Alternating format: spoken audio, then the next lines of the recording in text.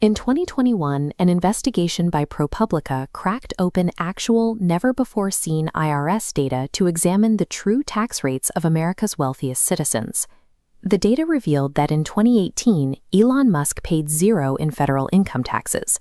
Jeff Bezos achieved the same result, paying nothing to the federal government in both 2007 and 2011. And Warren Buffett's true tax rate on nearly $24 billion in wealth gains over a 4-year period was 0.1%. It is common to assume this requires secret offshore accounts, shell companies, or a conference room packed with expensive tax attorneys. These results actually stem from a 3-step tax code provision established in 1921, a strategy known as buy, borrow, die. The IRS maintains these rules for all taxpayers. This mechanism is legally accessible to anyone with a standard taxable brokerage account and the patience to hold their assets. The foundational rule of the U.S. tax code is that borrowed money is not taxable income. The IRS taxes what you earn and what you realize through a sale. This graph illustrates the Escalator mental model of an investment portfolio. Over a lifetime, assets like index funds or real estate steadily move upward in value along this compounding path. Selling assets to access cash is an expensive exit. A sale immediately triggers capital gains taxes, handing the IRS between 20 and 24% of everything above your original purchase price. This creates a permanent cost.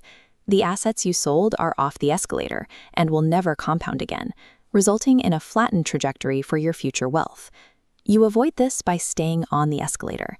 Instead of selling, you take a loan secured against your portfolio.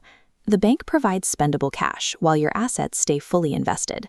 While the loan carries an annual interest fee, the historical average growth of a diversified portfolio outpaces that cost, resulting in positive cash flow. Borrowing allows your portfolio to function as a dual-engine machine. It provides tax-free, spendable cash today while keeping your underlying wealth compounding. Regular investors use 3 primary tools for this: margin loans through a brokerage, pledged asset lines from private banks, or a home equity line of credit, known as a HELOC, secured against real estate. However, borrowing against a portfolio carries severe risks if mismanaged.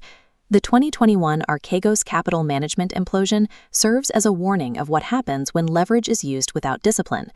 Bill Hwang's family office used extreme leverage on highly concentrated single stock positions.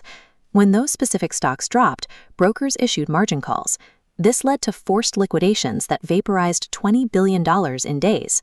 Avoiding this requires 3 ironclad rules. First, borrow only against broad, diversified index funds. Second, keep your loan-to-value ratio under 30%. Third, pay the interest using outside income rather than portfolio withdrawals. At a 30% loan-to-value ratio, a diversified portfolio would have to drop by more than half before you face a forced sale, a level of decline not seen since the 1930s. While the strategy is mathematically efficient, it requires ruthless discipline to avoid a total portfolio wipeout.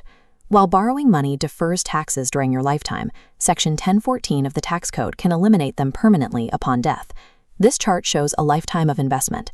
At the bottom is your original cost basis, with a massive block of unrealized capital gains stacked on top. On the day you die, the IRS resets the original purchase price of your assets to their current market value on that specific date. Your heirs inherit the portfolio at today's prices. They can sell just enough to repay your outstanding debt and keep the remaining cash. Because the cost basis was reset to the current market price, the mathematical gain on that sale is exactly 0. This final provision removes decades of accumulated capital gains from the tax calculation, ensuring the IRS has no claim on that wealth. This provision is an established bedrock of the tax system rather than a fragile loophole. In 2021, the Biden administration attempted to force the realization of gains at death to end this provision. The effort failed. The law survives because a coalition of family farmers and small business owners rely on it to pass down their livelihoods without being forced to sell their assets to pay taxes. Applying this strategy requires moving past the intuitive belief that selling assets is the only responsible way to access liquidity. The U.S. tax code provides a detailed instruction manual for holding assets, leveraging secure debt, and permanently protecting your money.